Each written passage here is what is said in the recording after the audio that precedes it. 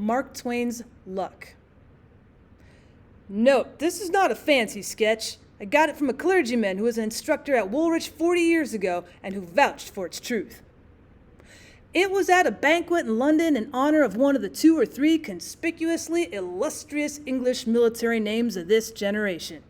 For reasons which will presently appear, I will withhold his real name and titles and call him Lieutenant General Lord Arthur Scoresby, V.C., K.C.B., etc., etc., etc. What a fascination there is in a renowned name. There sat the man in actual flesh whom I had heard so many thousands of times since that day, 30 years before, when his name shot suddenly to the zenith from a Crimean battlefield to remain forever celebrated.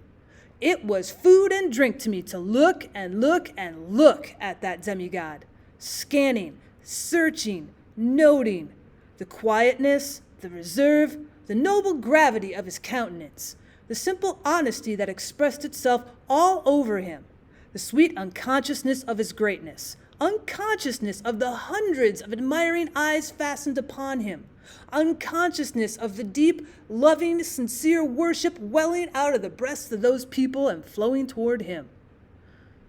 The clergyman at my left was an old acquaintance of mine, clergyman now, but had spent the first half of his life in the camp and field and as an instructor in the military school at Woolwich.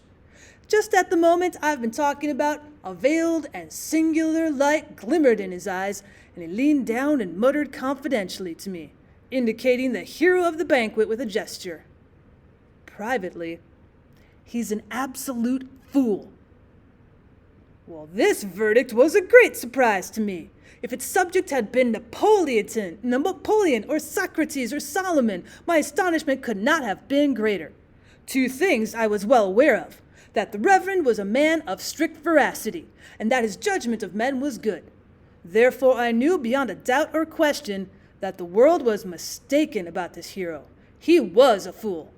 So I meant to find out, at a convenient moment, how the Reverend, all solitary and alone, had discovered the secret. Some days later the opportunity came, and this is what the Reverend told me. About 40 years ago I was an instructor in the military academy at Woolwich. I was present in one of the sections when young Scoresby underwent his preliminary examination. I was touched to the quick with pity, for the rest of the class answered up brightly and handsomely, while why dear me, he didn't know anything, so to speak. He was evidently good and sweet and lovable and guileless, and so it was exceedingly painful to see him stand there as serene as a graven image and deliver himself of answers which were veritably miraculous for stupidity and ignorance. All the compassion in me was aroused in his behalf. I said to myself, when he comes to be examined again, he will be flung over, of course. So it will be simply a harmless act of charity to ease his fall as much as I can. I took him aside and found that he knew a little of Caesar's history, and as he didn't know anything else, I went to work and drilled him like a galley slave on a certain line of stock questions concerning Caesar, which I knew would be used. If you'll believe me, he went through with flying colors on examination day. He went through on that purely superficial cram and got compliments too, while others who knew 1,000 times more than he got plucked. By some strangely lucky accident, an accident not likely to happen twice in a century, he was asked no question outside of the narrow limits of his drill. It was stupefying. Well, all through his course, I stood by him with something of the sentiment which a mother feels for a crippled child, and he always saved himself, just by a miracle, apparently. Now, of course, the thing that would expose him and kill him at last was mathematics. I resolved to make his death as easy as I could, so I drilled him and crammed him and crammed him and drilled him just on the line of questions which the examiners would be most likely to use, and then the launching him on his fate. Well, sir, try to conceive of the result. To my consternation, he took the first prize, and with it he got a perfect ovation in the way of compliments. Sleep? There was no more sleep for me for a week. My conscience tortured me day and night. What I had done purely through charity, and only to ease the poor youth's fall. I had never dreamed of any such preposterous result as the thing that had happened. I felt as guilty and miserable as the creator of Frankenstein. Here was a wooden head whom I had put way of glittering promotions and prodigious responsibilities, but one thing could happen. He and his responsibilities would all go to ruin together at the first opportunity. The Crimean War had just broken out. Of course, there had to be a war, I said to myself. We couldn't have peace and give this donkey a chance to die before he's found out. So I waited for the earthquake. It came. And it made me reel when it did come. He was actually gazetted to a captaincy in a marching regiment. Better men grow old and gray in the service before they climb to sublimity like that. And who could ever foreseen that they would go and put such a load of responsibility on such green and inadequate shoulders? I could just barely have stood it if they made him a cornet. But a captain? Think of it. I thought my hair would turn white. Consider what I did. I who so loved repose and inaction, I said to myself, I am responsible to the country for this, and I must go along with him and protect the country against him as far as I can. So I took my poor little capital that I had saved up through years of work and grinding economy and went with a sigh and bought a cornetcy in his regiment, and away we went to the field. And there, oh dear, it was awful. Blunders? Why, he never did anything but blunder.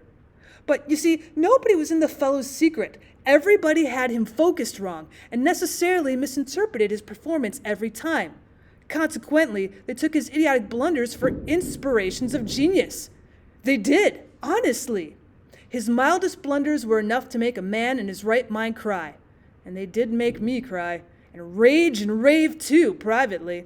And the thing that kept me always in a sweat of apprehension was the fact that every fresh blunder he made increased the luster of his reputation.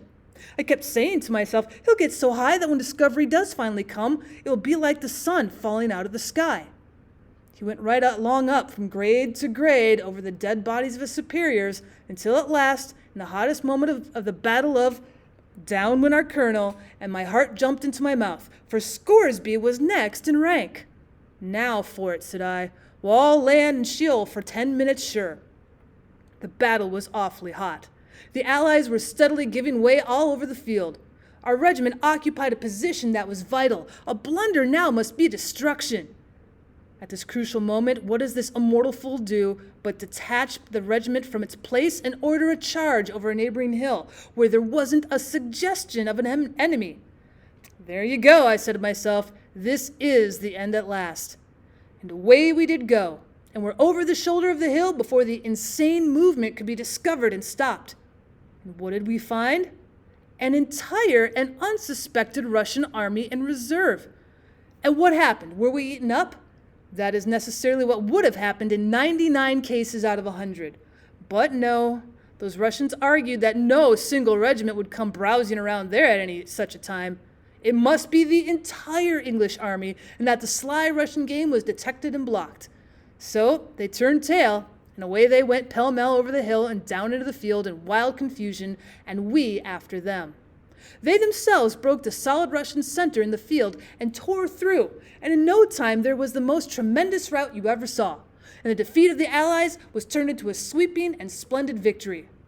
Marshal Canrobert looked on, dizzy with astonishment, admiration, and delight, and sent right off for Scoresby and hugged him, decorated him on the field in presence of all the armies. And what was Scoresby's blunder that time? Merely the mistaking his right hand for his left. That was all. An order had come to him to fall back and support our right. Instead, he fell forward and went over the hill to the left. But the name he won that day as a marvelous military genius filled the world with his glory, and that glory will never fade while the history books last.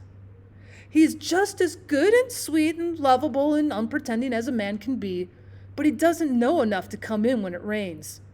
Now that is absolutely true. He is the supremest ass in the universe, and until half an hour ago, nobody knew it but himself and me. He's been pursued day by day and year by year by most phenomenal and astonishing luckiness. He's been a shining soldier in all of our wars for a generation. He has littered his whole military life with blunders, and yet has never committed one that didn't make him a knight or a baronet or a lord or something. Look at his breast. Well, he's just clothed in domestic and foreign decorations. Well, sir, every one of them is the record of some shouting stupidity or other. And taken together, they are proof that the very best thing in all this world that can befall a man is to be born lucky. I say again, as I said at the banquet, Scoresby's an absolute fool.